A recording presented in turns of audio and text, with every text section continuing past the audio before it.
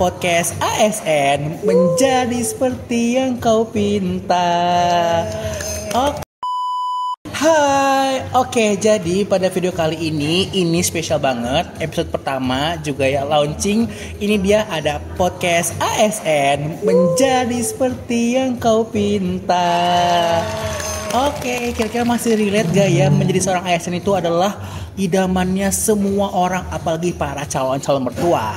Nah, untuk episode perdana kali ini spesial banget. Aku sudah mendatangkan salah satu mentor terbaik aku juga, ya kan? Ini dia, gak usah lama-lama, kita panggil aja Teh Tias. Hai semuanya. Oke, Teh Tias sehat? Sehat. Sebelumnya terima kasih ya sudah mau mampir nih di episode pertamaku ini ya. Mudah-mudahan ya. Ya, betul, mudah-mudahan konsisten juga ini ya. Ya, amin. Oke, Teh Tias silahkan dong, boleh perkenalan terlebih dahulu nih ke teman-teman semua. Oke, hai semuanya. Kenalin, aku Tias Epsa Putri, panggilannya Tias. Aku salah satu ASN di pemerintah daerah Kabupaten Purwakarta di sini. Iya, oke. Tepatnya di perangkat daerahnya di Sekretariat DPRD. Waduh. Bagiannya bagian persidangan dan perundang-undangan. Untuk jabatannya formasi. Ya, boleh. Penyusun risalah di Sekretariat DPRD Kabupaten Purwakarta. Oke, tadi ngomong-ngomong sebentar, Teh Tias dulunya ini lulusan S1 apa nih berarti? Aku S1 di FISIP. Jurusannya administrasi publik. Oh, administrasi publik. Bisa ya masuk ya itu jadi salah satu formasi yang bisa sih waktu itu ya. Oke, nah Teh Tias kalau boleh tahu juga nih, Teh Tias belum ngasih tahu nih nge-spill. Teh Tias CPNS. Iya. ASN angkatan berapa? CPNS. Oh, CPNS bener ya? CPNS angkatan berapa? Angkatan 2021. Oh, masih baru ya, 2021. 2021. Alhamdulillah. Oke, ngomong-ngomong soal proses menjadi ASN pada tahun 2021, Teh Tias itu langsung goals atau emang sebelumnya pernah nyoba dulu atau gimana? Iya. Kalau 2021 itu sebelumnya aku tuh emang coba-coba ASN tapi yang pusat. Oke. 3 kali kalau nggak salah ya. Sampai akhir tuh, sampai SKB sampai terakhir. Tapi gagal terus di akhir. Nah, terus coba-cobalah iseng di pemerintah Kabupaten Purwakarta. Karena aku orang Purwakarta asli, aku orang Purwakarta. Jadi coba-coba iseng, formasinya juga cuma 1 kan. Terus kalau dibandingin 1 banding berapa kan ya nggak ini juga ya. Jadi ini emang udah rezeki kali ya, keberuntungan juga. Jadinya dapat deh di Pemda. Kalau Pemda berarti percobaan sekali. Oke. Nah, ini juga nih menarik, nanti kita akan ulik gitu ya, proses berarti pernah dulu gagal ya. Pernah. Jadi kan nanti biar bisa jadi buat motivasi buat teman-teman juga nih ya, semua. Betul. Nah, oke. Nah, tadi ngomong-ngomong soal perisalah legislatif, sebelum nanti kita tanya apa itu perisalah legislatif, pengen tahu dulu kenapa waktu itu pada akhirnya Teh Tias memilih formasi itu. Ini juga tips and trick ya buat teman-teman semua dalam memilih formasi. Jadi kan kalau kita ada pengumuman penerimaan CPNS, itu kan banyak tuh formasinya. Betul. Apalagi jurusan-jurusan ini ya. Kayak aku sama Juan kan jurusannya beda tuh. Ya, boleh. Nah, itu tuh kita harus ini cari formasi kita. Misalnya aku S1 administrasi publik. Diklik aja dulu S1 administrasi publik, nanti muncul ada dari pusat sampai ke daerah. Betul. Pusat, provinsi sama daerah. Nah, nanti kamu cek dulu semuanya. Nah, nanti kamu pilih tuh 5 terbesar dengan kualifikasi. Kalau aku waktu itu pertama tempat, terus kedua jarak, ketiganya juga deskripsi pekerjaannya apa. Oke. Sama yang paling penting adalah jurusan yang yang diterima di formasi tersebut. Oh, yang relate ya, jurusan yang sesuai. Oke.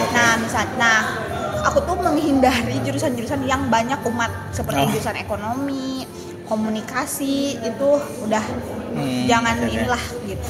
Itu tips aja gitu ya. Terus? Karena itu tuh jurusan yang banyak fresh graduate-nya juga sama sarjana-sarjananya. Jadi kemungkinan kita untuk dapat formasi itu juga makin kecil kalau yang daftarnya makin banyak. Meskipun ada aja kesempatan kalau kita pede sih gitu ya. Tapi kan aku ya sadar diri lah ya. Untuk aku formasinya yang aku FISIP sama yang hukum. Kalau FISIP sama hukum kan masih agak serumpun ya. Kalau nanti di SKB pun kita pengetahuannya nggak terlalu jauh beda. Oke. Jadi ngomong-ngomong soal proses seleksi SKB, kalau boleh tahu spill dong skornya. Dari SKD. Ya boleh nanti saya kasih. Masih ingat gak? Ingat kalau nggak salah ya. Tapi kalau dibandingin yang sekarang itu aku suka lihat, aku juga suka pantau ya di sosial media sekarang tuh 400 berapa gitu. Edan pokoknya yang cuma inilah best. Gitu. Best. Kalau aku tuh pengalamannya, kenapa aku bilang tadi lucky atau beruntung adalah aku itu sesi di SKD itu kan semua dulu ya, semua formasi dulu. Nilai SKD aku tuh cuma 382.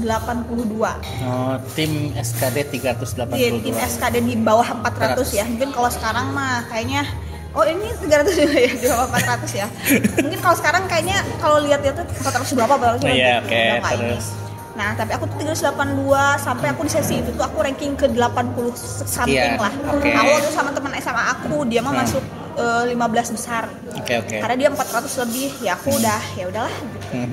Nah, udah kayak gitu, lanjut ya. Lanjut. Udah kayak gitu, karena pengumumannya kadang suka nggak kecek kan. Tiba-tiba pas aku bangun pagi waktu itu langsung di WhatsApp sama teman SMA aku, kata dia, kamu ranking kedua loh di formasi kamu. Iya gitu ya, jadi kamu lolos SKD iya ke selanjutnya. Iya, pas aku lihat iya bener, aku ranking kedua sama yang ranking ke-1 itu beda 2 poin. Dekat ya, deket. Jadi ranking ke-1-nya 2 poin karena kan di formasinya cuma diterima 1, jadi 1 dikali 3. Jadi cuma ranking ke-1 sama 3 gitu. Oke. Cuma beda 2 gitu. Kayak gitu. Nah, pas SKB-nya langsung aja SKD kan cuma berapa? 382. 30% ya. For itunya persentasenya SKD itu 40%. Di 40%, kalau SKB 60%. Nah, pas SKB-nya karena udah tentang pembidangan hukum dan fisip, politik hukum, itu langsung melesat. Aku di sesi aku ranking ke 8. Wih, jadi aku menyalip lah. Oke, berarti ini tim sulap salib. Ya, tim salib di tikungan terakhir. Oke. Alhamdulillah. Nah, tadi juga menarik nih juga sebagai gambaran buat teman-teman semua. Tadi kita bahas soal SKD, SKB. Coba boleh dijelasin SKD itu apa? SKD itu berarti bukan surat keterangan dokter kan? Bukan. Seleksi kompetisi dasar. Yang mana? Itu ada 3 komponen. Yang pertama itu ada TWK, tes wawasan kebangsaan. Itu kayak undang-undang dasar, kalau zaman aku mah. Terus tentang kewarganegaraan lah, nasionalisme kayak gitu. Sama anti terorisme ada di situ juga. Apa itu ya? Yang kedua adalah TIU. TIU itu berarti tes intelijensia umum. Itu kayak logika, terus deret-deret matematika. Yang ini yang sederhana tapi susah ya menurut saya sebagai orang sosial ya. Betul. Jadi sangat-sangat struggling di situ. Terus yang ketiga itu adalah TIU, TWK sama satu lagi TKP. TKP, tes kepribadian. Aku dari antara yang ketiga itu kan ada passing grade-nya ya. Kita itu harus melampaui passing grade tersebut. Setelah melampaui, kita nanti harus masuk ke perankingan formasi yang kita mau. Oke. Nah, tadi itu seputar SKD. Lanjut tuh SKB kompetisi bidang. Berarti itu tuh sesuai dengan jabatan yang kita lamar. Misalnya kayak tadi tes perisal legislatif di DPRD, berarti seputar itu gitu ya? Iya. Pertanyaannya ya? Ya, kalau pas SKB itu kan udah seleksi kompetisi bidang. Jadi udah bidang pekerjaan yang kita mau, formasi kita yang mau kita lamar. Nah, biasanya kalau formasi yang fungsional itu ada di Permendagri-nya. Permendagri nomor berapa itu tuh tentang anjabnya analisis jabatannya apa aja. Nah, kita bisa belajar dari situ apa aja. Tapi aku ingat banget sih dulu aku belajarnya dari salah satu buku aku pas kuliah, namanya judulnya Dasar-Dasar Ilmu Politik dari Profesor Meriam Budiarjo. Meriam Budiarjo ya. Iya, yang dari Profesor UI. Itu aku belajar dari situ dan itu keluar. Terus juga karena aku di DPRD, jadi aku waktu itu belajar juga MD 3 terkait DPRD, MPR kayak gitu, DPD. Lalu juga undang-undang pemerintah daerah juga. Pokoknya yang sekitar situ. Dan jangan khawatir kalau nggak salah tuh nanti tuh SKB juga tuh kalau di tahun sekarang tuh ada ini tuh ada kayak kisi-kisinya gitu. Kalau itu juga ada nggak? Nggak ada sih, cuma jadi, itu aja, cuma ya pembidangan aja. Apa gitu. Oke. Itu udah lebih spesifik dan ya udah lebih spesifik sih itu mah udah. Fokus lah ya fokus pada yang kita jabatan yang dilamar ya. Gitu. Oke, nah tadi juga nih boleh mungkin sebenarnya ya kalau misalkan soal tips proses belajar tuh tiap orang tuh pasti beda-beda. Nah tapi mungkin boleh dari pandangan teteh mungkin nanti ada yang cocok nih kira-kira gitu ya. untuk tips belajarnya ngikut teteh gitu. Boleh di-share teh tips belajar pada saat waktu itu. Waktu itu sih aku belajarnya, aku kan sebelumnya aku udah cerita ya, sebelumnya aku ngelamarnya ke yang pusat. Itu aku belajarnya ya belajar aja di salah aku kan, oh ya FYI aku juga sambil bekerja, jadi aku bukan fresh graduate langsung ngelamar jadi ASN, tapi aku kerja dulu di swasta. Jadi aku biasanya pagi sampai sore aku kerja, pulangnya malam habis maghrib atau habis isya aku belajar. Nah itu belajarnya pas percobaan aku yang pusat itu aku nggak pernah ikut ya cuma lihat-lihat di YouTube gitu-gitulah sekilas gitu. Nah pas Pemda ini nggak tahu kenapa muncullah satu akun namanya Viracun ya. Viracun dengan dosen Deso. Oh dosen Deso Viracun. Jadi dia tuh ada apa sih review-review soal. Nah mereka juga ngeluarin les online. Nah aku ikutan deh les online mereka, namanya tuh apa gitu, dari dosen Deso udah pokoknya di situ ya. Terima kasih buat mereka semua, pokoknya sangat membantu. Nah terus mungkin sebagian orang juga mungkin termasuk Juan juga ya suka ikut tryout ya. Betul. Kalau aku pribadi jujur aku cuma ikutan tryout itu 2 kali atau 1 kali atau 2 kali. Terus hasilnya juga nggak begitu memuaskan, termasuk yang TIU karena yang menjadi momok terbesar aku itu TIU. Karena itu kan hitungan kayak gitu. Jadi aku ikutan les tapi nggak ada tryoutnya, cuma les aja. Jadi abis maghrib sampai jam 10 bahas soal-soal gitu. Jadi full ikut les ya. Nah pagi-paginya itu dikasih kayak modul soal-soal kayak gitu. Karena aku pernah kasih ya yang akhirnya diwariskan kepada saya gitu. Itu kita kerjain soalnya dan malamnya dibahas gitu. Oke. Kalau tryout aku nggak begitu ini ya efek kalau di aku, tapi beda-beda sih. Iya, tapi dari mungkin kayaknya kebalikan. Berarti itu teteh berarti ikutan lesnya itu setelah ada, kan ada pengumuman beberapa tahap pengumuman dong ya. Maksudnya berarti teteh ikut lesnya itu setelah ada pengumuman administrasi gitu ya. Jadi setelah dinyatakan lolos ADM untuk ikutan SKD, barulah ikut les. Ya, karena banyak juga yang nggak lolos administrasi ya. Seperti saya tahun lalu. Karena hal sepele ya. Iya betul. Jadi itu harus, jadi tipsnya juga dari pas administrasi itu harus bener-bener teliti, ikutin semua. Kan nanti tuh suka ada tuh surat apa sih suratnya ya, apa aja semua. Gitu ya, harus bener-bener teliti. Kalau bisa di print, di cross check ulang, dilihat lagi, pokoknya harus benar-benar teliti. Bahkan meskipun saya waktu itu berapa kali cross check ulang tetap ada. Tetap ya, karena kelewat ternyata ya. Oke, nanti itu cerita lengkapnya di video-video berikutnya ya. Nanti tips. Betul. Oke. Nah, tadi udah bahas juga soal tips proses belajar, kemudian teteh akhirnya menemukan dengan belajar yang mengikuti tadi belajar online ya, les online gitu ya di beberapa platform yang bisa teman-teman cari. Salah satunya itu Viracun dan dosen Deso. Nah setelah akhirnya tok nih pelantikan tek gitu kan, diundang ke Pemda upacara gitu kan, terus akhirnya disamperin oleh Bambang cut. Oke, nah terus akhirnya setelah menjadi itu kan berarti baru 80% ya kalau nggak salah ya menjadi CPNS. Oh ya FYI, aku kan formasi ASN-nya itu CASN-nya itu 2021. Tapi itu tuh prosesnya memang di 2021, jadi masuk anggaran pembukaannya itu 2021 rekrutmennya tuh. Tapi itu setelah pengumuman bahwa dinyatakan lolos seluruhnya gitu ya, lolos sampai nunggu NIP itu. Lolos itu akhir Desember. Terus kita nunggu NIP nih, pengajuan NIP. Teman-teman lagi nunggu NIP itu emang agak lama karena itu seluruh Indonesia dari BKN pusat. Itu aku mulai masuk ke perangkat daerah aku tuh di tanggal 2 Juni. Aku pelantikan tanggal 30 Mei. 2 Juni dan 2 Mei. Itu 2022. Berarti hampir 1 tahun tuh prosesnya. Jadi perlu niat lah. Sabar ya. Sabar. Kalau perlu kerja dulu aja karena nanti next pasti banyak pengeluaran. Beneran. Buat awal-awal. Tadi back lagi nih setelah tadi berarti masih 80% nih. Ya, 80%. Dari CPNS tuh.